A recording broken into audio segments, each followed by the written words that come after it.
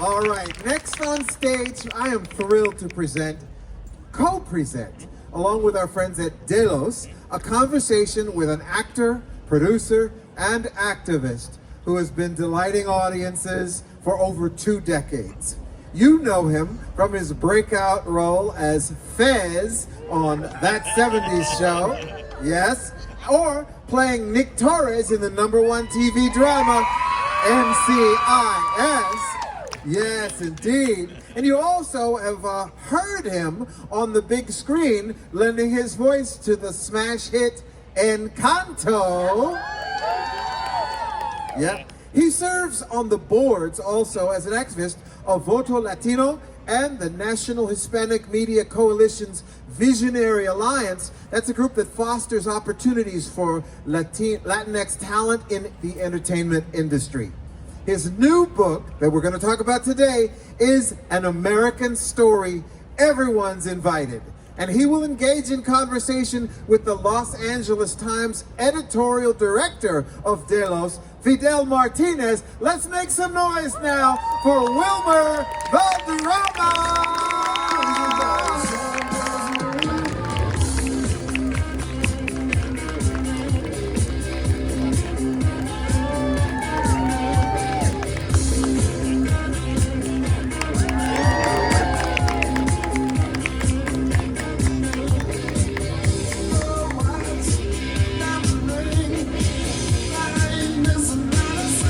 Good morning, everyone. Hey, that intro song, though. That intro song made me feel like I was in an 80s action movie. I starring feel like Sylvester Stallone in the always great Wilmer Valderrama. Yes. I feel like they should have started with Eye of the Tiger. Something like that, yeah. Well, How's everyone doing today? Thank you so much for coming and spending a little time with me. It's not lost in me that you have so many options and so many things to discover in this festival. So for you to spend a little time with me today means so much. So I'm just super grateful to see your faces today. Thank you for hanging out. Well, thank you for being here, Wilmer. I say let's go into it. I was going to read an intro, but I feel like that's already been taken care of. So let's start off with, we are at a book festival, so the obvious question is, what compelled you to write a book, your memoir? Well, the book never started. It never started as a memoir. I had traveled for the last 20 plus years visiting our men and women of the military around the world. So I became the global ambassador to the USO. The USO is an organization that brings a piece of home to our brothers and sisters who are serving overseas and in combat zones. And I became very passionate to show up and say, hey, if I never was able to wear the uniform when I came, when I was really young, how can I serve those who serve us? And I've done almost 60 USO tours. I've been to every, thank you. It's a lot of traveling. and I've been to every base you could think of, from Iraq to Afghanistan to South Korea, Germany, Bahrain, Djibouti, Africa, Norway, Poland, Lithuania. I mean, you name it. I've been there visiting our brothers and sisters and saying, thank you on behalf of all of us, saying we miss you, and until you come home, we'll continue to think of you. And I heard hundreds and hundreds of stories. I met thousands of soldiers, and in the hundreds of stories that I heard, it really kind of changed my life in many ways, and it made me so grateful to the opportunity this country had given me. And I wanted to write a book of service. What can we do when we show up? What can we do when we lock arms and we create a little bit of unity? It was a very broad idea. So the more I started telling the story of all these trips, the more I started reflecting on the trajectory of my family, the sacrifices my parents made in order for me to have the education that they never had. All of these things started kind of coming forward, and as an adult, reliving my parents' sacrifices was different. And if you all know, if you remember, when you're a kid and your parents were going through things, you knew a version of that story, the version that ultimately felt the one you could understand, but not the way they were experiencing it. So having that moment to talk to my mom and my dad and ask them questions as an adult now, as a father now, made me really realize, you know, what had to break in them in order for us to be possible. And so the more I told that story, the more it became like, I guess this is a memoir. And you know, my publisher Harper's Select were, you know, they were so graceful. They're like, yes, this has been a memoir from the beginning. Let's do this. And but I wanted it, you know, look, humbly, this book is something that I felt I wanted to do, not just as a love letter to my younger self, to say, hey, thank you for not being scared to say what you wanted to be, or a letter to my parents for their sacrifices of bringing us to America. But it was also kind of a love letter to all my fans and everyone that supported me, and I wanted to give them a little bit more context of how Fez was possible and how all these opportunities that came to me was possible. And I thought it was important to just say thank you through that book to all my fans as well. So you mentioned your service for the USO, and in your book you talk about your sense of identity, your sense of self, right? Obviously your dad is Venezuelan, your mom is Colombian, and those are very much part of your identity. But something that struck me was a third of my heart also belongs to this country, right? So talk to me a little bit about how you started getting involved with the USO. What was the impetus for you to decide to give back? Yeah, absolutely. I had, I think I was about 3 years into that 70 show, and I was walking through an airport, and two young men wearing uniform, they were on their way overseas. And they came up to me and they said, sir, permission to, talk to you. And I was like, okay, granted. And I was just like cracking jokes already, you know. And so they were like, hey, just wanted to say that after a long day of everything that we do, and when we have to do it, when we have to do, he's like, just, we trade the 70 show DVDs and the bass.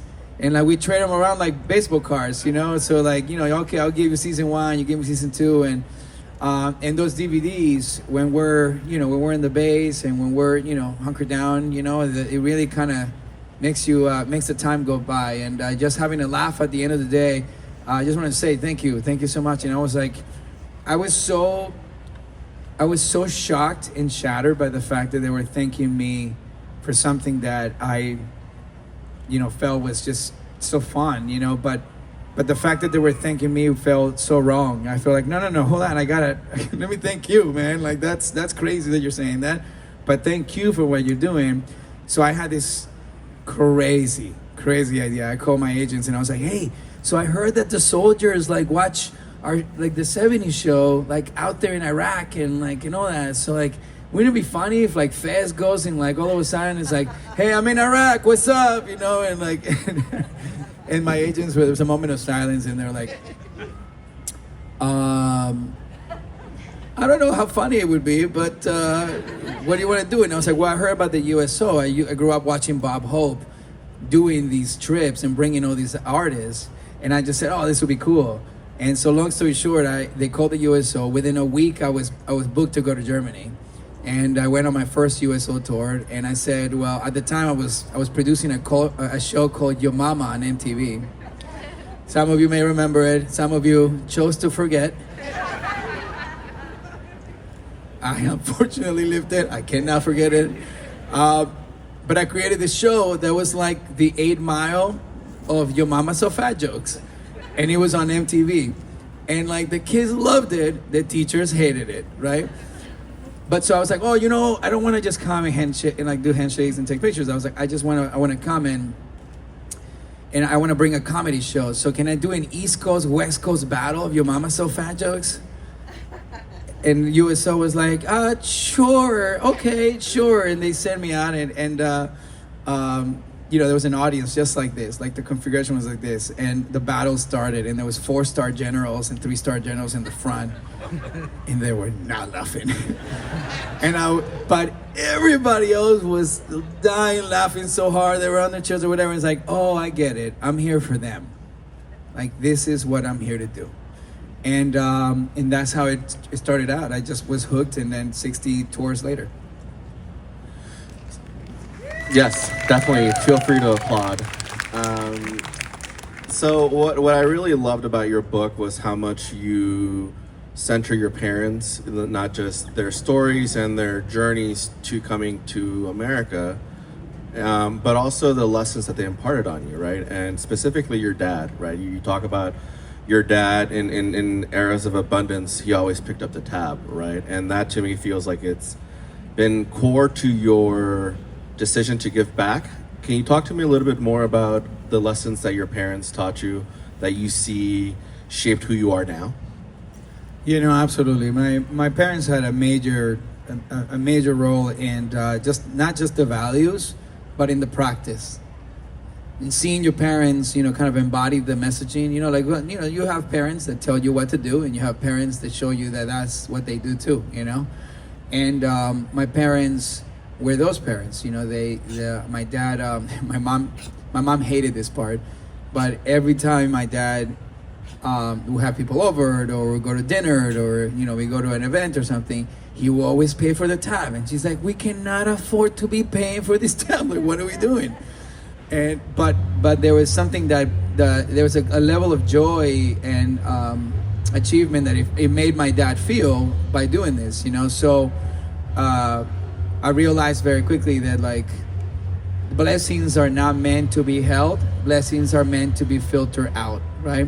The more you hold your blessings, the less you'll be able to receive, right? The more you give, and the more you give back, I would say, to the universe, the more room you make for it to continue to flow through you. And it's true, and it really is in my heart. I've felt that quite literally and quite physically. You know, the transfer of that energy. And my dad collected the fruits of so many people that he cultivated and provided so many great times for. So yeah, so definitely those lessons were important. My dad never taught me to save money. He just was horrible at it. But my mom taught me how to, like, you know, have a secret stash somewhere, you know? So like I learned so much from them about who I was gonna be as an adult. So I don't know if you people know this, but he is an actor. So why don't we talk about your craft, right? Obviously, you're a big role. Is that 70s show? As I was preparing for this interview, I remember when it aired. You know, I was of the age. I'm 39, so I was like right in that high school era, and it felt so true to me. And so I hadn't seen it in a while, and I started rewatching it, and I gotta say, it holds up. It's so funny, you know, and it's just so genuine. But can you talk to me about booking that role? I know that it was the journey to getting to Fest was so treacherous, and then let's talk about how that role changed your life. Absolutely. You take me back to those moments. Those were moments where my family, well, all of us as a family, we were struggling a lot. My dad had to kind of jump into spending all the savings because we couldn't find the right place to live and all that stuff, and couldn't buy a car and all that. So we were kind of we had like a really early start to what we needed to do, and we weren't able to save our money. So we were living check by check, and occasionally we would be late to rent, or about 3 months or 3 to 2 months, always late. At that time, when I was going to high school, I didn't know how to speak English at the age of 14. I didn't even know how to count to 3. So I basically, we decided to go back to what I knew, which was dancing, singing, and acting, and that felt very universal. Also, as an actor, as a kid, you're performing things on stage that you don't even know what meant. Like I know how to speak English, so I was doing English plays, and I was doing sentences that I had no idea what they meant. But the idea was that the more I did this theater, the more that it taught me how to speak English, and that's right. I mean, I was carrying all these fake conversations on stage that I didn't have the courage to have outside of the stage. So the more I did theater, the better my English became, the more bold I became at communicating. And then the more I was sharpening these tools, and I was such a clown, like I was such an idiot that I just like making people laugh. So at that time, a teacher said, "Hey, you're pretty good. You're kind of funny. You should try to see if you could do some commercials." And long story short, I told my dad, I was like, "Hey, Dad, I heard that I'm pretty good, and I'm kind of funny. And they're like, maybe I should do some commercials. My dad said, what is a commercial, you know? And I said, oh, it's this thing on TV, da da da da da. And then he's like, well, let me see your report card. And I was a pretty good student. I was kind of a teacher's pet when it came to drama, so I was very good. Teacher's pet, woo!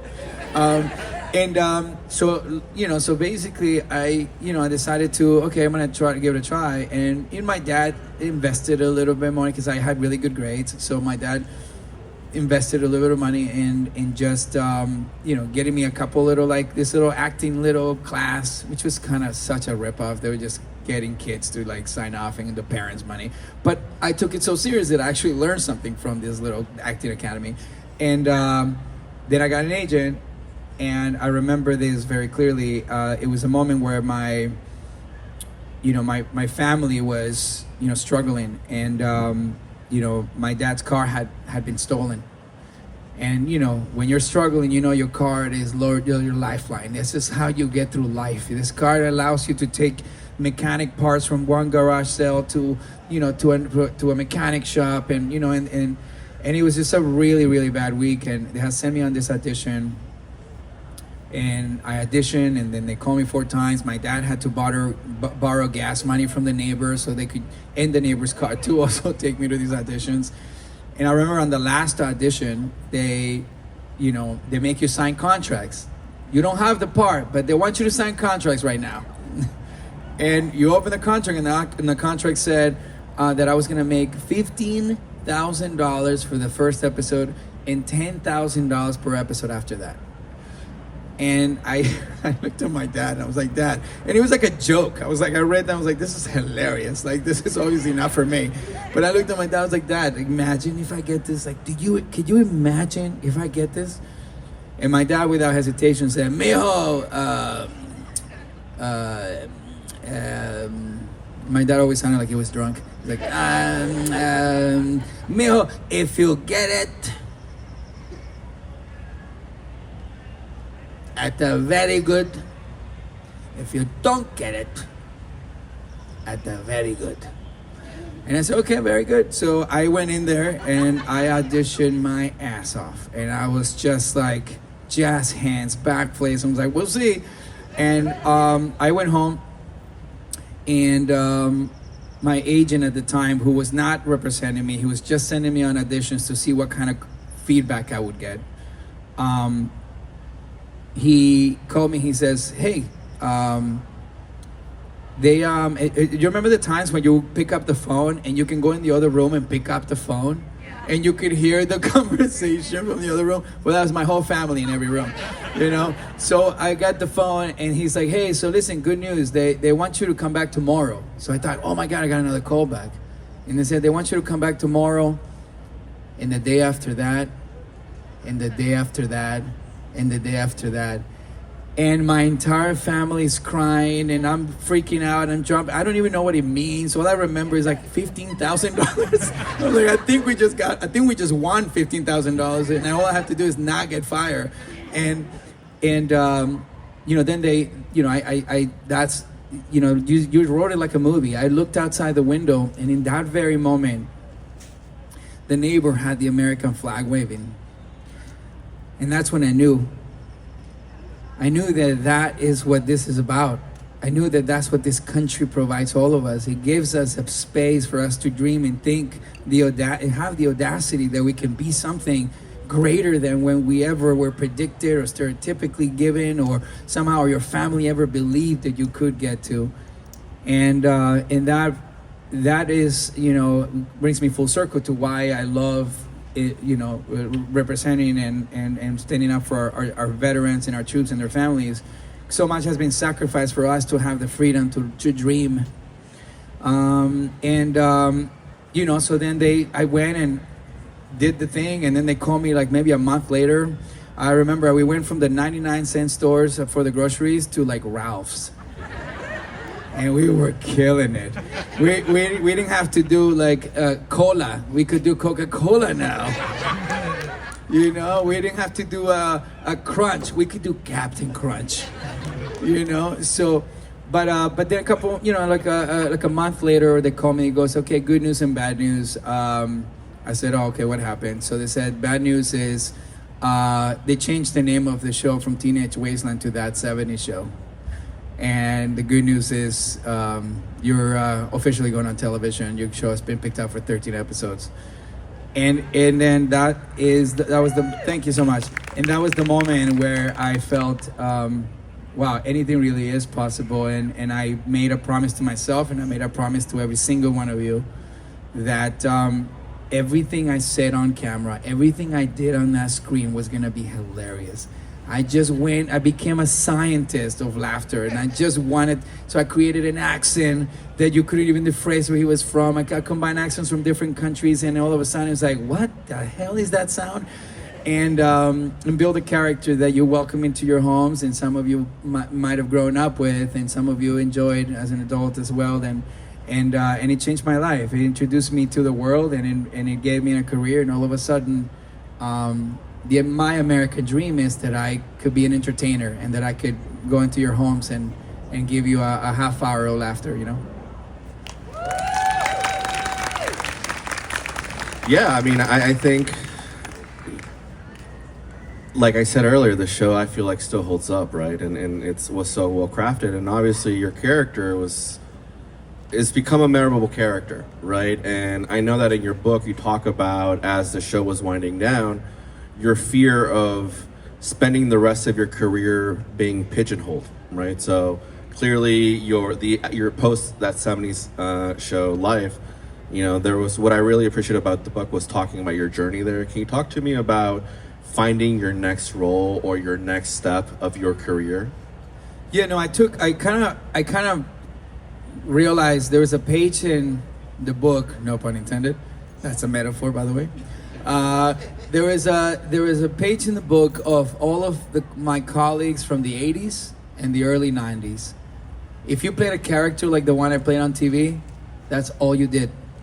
Nobody else could imagine that you could do something else. Nobody could see you beyond the accent or the pants or the suspenders, right? And so I realized very quickly that if I was going to have a shot, whenever the show was over, is that I slowly had to build this character to show things that you wouldn't expect, you know? They asked me, hey, do you know how to dance? I'm like, yes. Do you know how to unicycle? Absolutely. Like, I was saying yes to everything because I realized I just want to show as many things that I can do. So when this is over, then I can have a shot. So the first thing I did is I started working out, right? I was like, I gotta look like the guy who plays the parts that I want after this. So if you remember, halfway through the 70s show, all of a sudden Fez had shoulders and he had a harder ass, you know? All of a sudden you realize very quickly that, oh, okay, this guy's not looking as scrawny as he used to be. And then I was relentless to just work all year round. So every time we finish the season, I'll go do a movie. And I went on and did, Summer Catch, then I did Party Monster, then I did Fast Food Nation, and then The Dryland, and then, I just went on, and every summer I would go do something and do a character that was so far removed from who I was that the industry could say, I can trust him at the very least to audition for parts that normally we wouldn't bring someone who plays Fez into the room. The more I did those independent films, which, by the way, unfortunately, independent films that weren't like mainstream films, that weren't like national hits, right? But they were a chess move. These independent films were playing at the Sundance Film Festival, the Tribeca Film Festival, at the Cannes Film Festival, where the industry, directors, studios, and producers were attending. So these performances kind of got to enough people that eventually, when I would go into the room, they said, oh, okay, let's give them a shot. And I started, and then as soon as I finished 70 show, I was able to, sort and do other things that I was fearful that I couldn't do. And then almost 30 years later, I'm still in your home, so. So I know we're not supposed to talk about Bruno, but I am going to ask you about Encanto, which is Go ahead. Obviously, as a new father, it's a film that I'm looking forward to introducing to my child.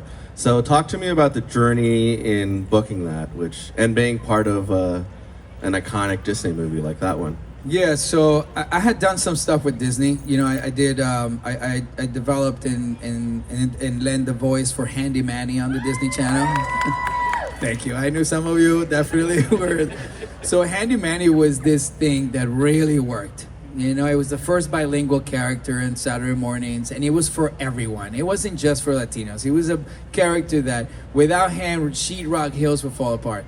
And, you know, every time you pick up the phone and be like, hola, Handy Manny's repair shop, you break it, we fix it, this is Manny. You know, so this character introduced me to a whole different level of entertainment, animation. And I fell in love with animation that, like, in the comfort of your own sweats, you can go and tell stories around the world and be part of children's upbringing. And hopefully, Brian, I had a 6-year-old nephew at the time. So I was in conversation with Disney and all that stuff. And then, you know, I've done a bunch of stuff with Disney since then. And when I got the phone call for Encanto, they said they're putting together like the Avengers of actors of Latin American descent to bring this story to life. And I knew nothing about it. And they said Lin-Manuel Miranda is doing the music and all that stuff. And, you know, Jared Bush, who's like a brilliant writer-director for Disney Animated Studios. I just jumped. I was like, of course, yeah, whatever you want to do, absolutely. And this was literally at the peak of COVID, so I had to record this movie by myself through Zoom meetings, and all of us did. None of us met. The cast of Encanto never met until we were at the red carpet at the Capitan. We've never seen each other because we only worked through these Zooms, you know. So. But Encanto was something, they're like, hey, can you sing? And I'm like, of course I can sing. And they're like, send us a clip, on its way. And I'm like, oh my God, I don't even know how to memorize a song. Like, I don't know. I by the way, if it's not for karaoke, I can't sing. Like, I don't forget my lines. But anyways, long story short, I sent them a little clip. Like, I forget what I sent them. I think it was like, and I got something new for you. If it hits you, won't know what to do. Sit back, let me move you. And I was like, the only thing, you know, let me explain. The next line after that is AOL Music. I remember this jingle from like John Legend doing a live session on AOL Music. If you guys remember it, now AOL was doing content. And I was like, oh, that's the only thing that I didn't sing because it sounded really weird. So then they called me, they're like, perfect, we got you, let's do it. Now, doing that was easy. Doing a Lin-Manuel Miranda song, it's very hard. Like frustrating hard. Like those melodies, the way he enunciates and you know, it's just a very complicated equation. And big shout out to Stephanie Beatriz who played Mirabel, because the songs, when you try to sing them at home, they don't quite sound the same, you know, because it's so complex, you know. But Encanto was a movie that we never, like, I knew it was special. I never knew how much we needed it. And it was a movie that kind of brought a little celebration at a time when we were all a little dimmed at home. And yeah, and I'm so happy that everybody liked it. And I just got some interesting calls from Disney, so and I'm not gonna get in trouble with Bob Iger, but there's some interesting things happening with Encanto. Well, I'm sure people will very much enjoy that when it comes out. So I really like the title of your book, which is, Wilmer Valderrama, An American Story. But this last part is the one that I really enjoy. Everyone's invited, right? And that not only espouses your views that this country is a land of opportunity, but I also think from reading your book is like a mindset that you adopt, right? Everyone's invited. You know, obviously you've been very successful, but one of the things that you've done is help open the doors for others coming behind you. Can you talk to me a little bit about the work that you've done in terms of improving Latino representation in Hollywood and media broadly? Yeah, thank you. Everyone's Invited was a reaction to the alienated of some of our stories. Because no matter what color you are, no matter what ethnicity you are, we all have a story, or our grandparents have an immigrant story, or our ancestors have an immigrant story. the most important thing to me is that our American stories should be something we should all be allowed to celebrate together. And that's one of the things that really felt very obvious from my story. I never wanted to do a story just for my culture or just for Latinos. I wanted to do a story so other cultures and other individuals could see that we're not very different and that we all want the same. And that if we could just walk in the same direction together, we might just get there a little faster. And so everyone's invited was my way of saying like, hey, this is not just a story for ourselves. This is a story for all of us. And a lot of what I talk about in the book is the philosophies of life. It's the stuff that I've learned, that all of us can probably relate to in many ways and reflect into some of that nostalgia as well. A lot of what I wanted to do was create not just like an all Latino approach to entertainment. I wanted to create a space for creative collaborations where all cultures can come together and uplift our stories and make sure that we could also be the leads, of extraordinary journeys. That's really like all I really wanted to do. And I think the most important thing in this moment, as we create mainstream content and as we uplift all of our communities, no matter if you're white, if you're black, if you're Asian, or if you're Latino, to me, it feels like we on a daily basis live the same story, but when we go to the movies, somehow we're not in the same journey. And so that's kind of what I wanted to do. And so I have a production company that I started almost 20 years ago now. Yo Mama was the first creation of that story. And by the way, as silly as Yo Mama was, I saw what MTV was doing to the screen and to the shows that they were making, and I realized that the people that were watching MTV before that were all of a sudden were kind of filtered out. And like now MTV looked very different. And I'm talking about subject matters. I'm talking about like just like scandalous stuff and whatever. And I was just like, no, we have so much talent and all of us live together. We might as well have that. And so Yo Mama was like this attempt. I'm like, let me bring the faces of our kids again on that screen. No matter what color, let's have us all play nice and have fun together and be humorous. So I'll allow my company, WV Entertainment, which is now, has as a first look deal CBS Studios. I have a partnership with iHeart Podcast Media, and for film and television and scripted and unscripted. The idea is that, that our cultures can be in the same room when we create these extraordinary stories, that we can hopefully come and just integrate and uplift our stories in a mainstream way, and in an entertaining way. So that's one aspect of it, right? And it all started 20 years ago with Voto Latino and saying like, can we register as many Latinos as possible to vote? Can we have all of our ethnicities, cultures, from the Asian community to the Muslim community, be counted in the census, so there is a level of respect from our local governing and national governing to say, hey, now we understand what these neighborhoods really look like. This is the level of scientific strategy we have to bring them their needs and interests, and most importantly, curate opportunities for those cultures as well. So I think that was what drove me, and I made me very passionate. And the more I submerged myself in all these communities, the more I realized that entertainment plays a very, very effortless role in how we see ourselves and how we see each other. And we have, as entertainers and as storytellers, we have a responsibility to reflect on the real world, not the world they want you to see, right? So I think for me, this is not politics. This is not political. For me, this is purely going back to just being entertained and being in the same room when we laugh together, And I think that's kind of part of the vision and the spirit of the company. I'd be remiss if I didn't ask you about NCIS. So what I learned about the book was that you actually had an opportunity to be part of the franchise before your current turn on it. Talk to me about when they approached you and how that show came full circle back into your life.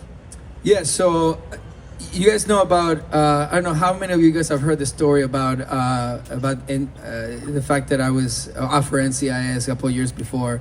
I don't know if you have, but anyways, so a couple of years before, I'd say probably about maybe 6 years before that. Maybe 4 years, 5 years. Somewhere in the ballpark, they came to me. They were writing a new character on NCIS Los Angeles, and I had seen the show a few times. I've seen The Mothership with Mark Harmon, and in that moment, I felt, oh, this is bananas. This is a great show. It's awesome. Really, really fun. Really colorful. At that time, I had the choice. We were in conversations to possibly participate in the West Side Story opening in Broadway. Then I was, I was up for this movie that I really wanted to do. And when I had this conversation, NCIS Los Angeles, opened the door for me to be like, oh, would you kind of join the cast? But I saw it as LL Cool J and Chris Owen. They're just phenomenal leads, and I was like, well, I don't know what I can contribute to this show in this moment. So I passed, and my agents were not happy about that. But I just felt there was a couple of more things I wanted to do before I earned my spot in such a franchise. And so I kind of said thank you. I'm gonna do these couple of things first, and then maybe at some point we follow each other and meet again. And finally, that week that I passed on that, I ended up getting the offer to play opposite Tom Hanks and Julia Roberts and Larry Crown. And I had this amazing opportunity to learn from Tom Hanks, and I went out and produced a bunch of stuff and did a bunch of more movies and all that. And many years later, I was on the set of From Dusk Till Dawn with Robert Rodriguez, and I got a phone call from CBS saying, hey, Michael Weatherly is departing NCIS. And I said, okay. And there's like, they want you to create a new character for the show. And I said, I appreciate it, but I'm having fun like being covered in fake blood and gunpowder. Like, I feel like this is like me. I want to do more genre. I want to do more stuff. I was playing a vampire on that show, and then I was on Minority Report with Spielberg in Vancouver. So I was like, play the lieutenant in 2065 here. And I was like, I kind of like this genre thing. I'm having fun with this. And they're like, I think you should take the meeting. And I was like, I think I'm okay. And I was like, you probably should sit with the showrunner. I was like, no, I'm cool. And they're like, you really need to sit down. The network is like, please at least take the meeting. I was like, all right, I'll take the meeting. And when I went to meet, I passed on it, and I was like, I'm cool, thank you so much. And they said, before you leave, I just want you to say something. I want to say something. They said, the show is #1, and it's #1 worldwide. When every show is fighting to break 5 million, we are doing 11, 12 million live. We have a 2-year pickup. And I said, well, that's the thing. You guys don't need me. And that's what really was turning me off from this conversation.